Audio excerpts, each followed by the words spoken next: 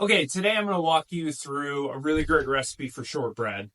This shortbread's fantastic for, I'm about to bang out some lemon bars and make my pumpkin bars out of them. After you make the shortbread, you can put a bunch of strawberry rhubarb and like crumb up a bunch of shortbread on top of it. Really, the world's yours. I've been using this pretty much my whole entire career, and I want to share this with you. So let's just go ahead and hop right into it. As always, the recipe will be below. You should like and comment on it because you'd be a lot cooler if you did. So we're just going to use this one, our one KitchenAid bowl. Let's not make a mess. It's going to be quick and easy. So you want to start with a pound of butter. This recipe can be multiplied as many times as you want, really. Freeze is really great. Sits in the fridge for at least a weekish. And we're going to go ahead and cream our butter with our sugar and our salt.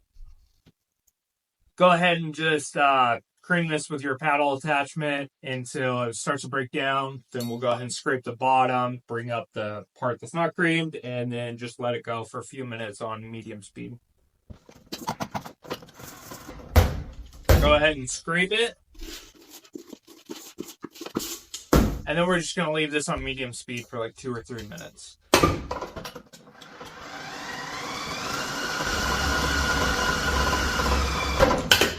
Okay, now that your sugar's all broken down, we're just going to put 20 ounces of flour in this.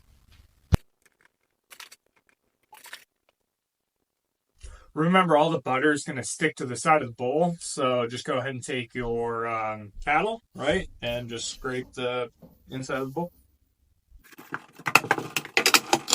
You're going to want to put it on low until it starts to crumb, and then we're going to scrape the rest of the butter off the bottom of the bowl.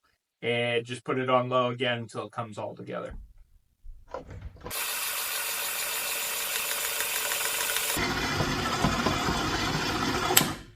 So it just came to a crumb. Let's go ahead and scrape the bottom because there's going to be a bunch of butter sitting on the bottom of the bowl.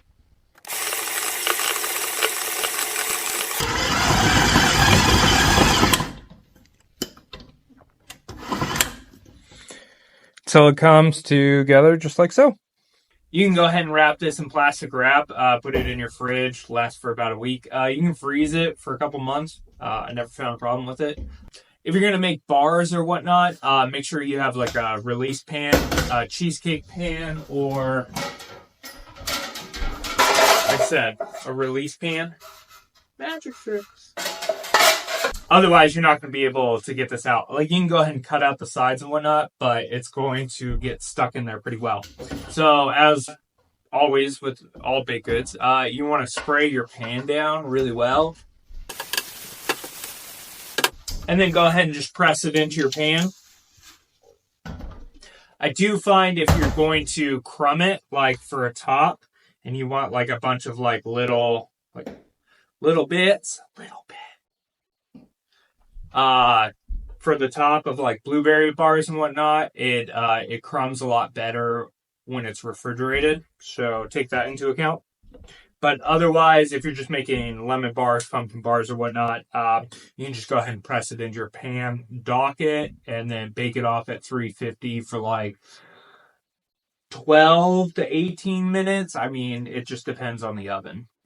Remember, it is shortbread and it'll be rebaked again with whatever on top, so you don't want to like over bake it and make it all dark, but nice and golden brown.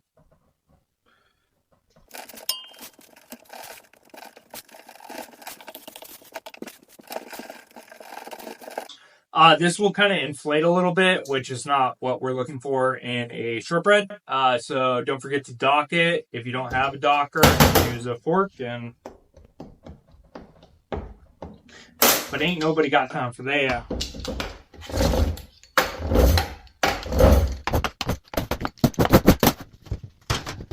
Okay, just like that. Nice and golden brown. Mine took about 20-ish minutes because I used the whole thing. You don't have to use the whole thing, depending on what size of pan you're using. Make sure you let this cool down before you make, your lemon bars, your pumpkin bars, berry bar, whatever you're using this for. Cool it down prior to making your next thing. So if you use this recipe, let me know how it worked. If you have any questions, leave them below. If you liked it, go ahead and like it, and watch out for the next one. Catch you on the next video.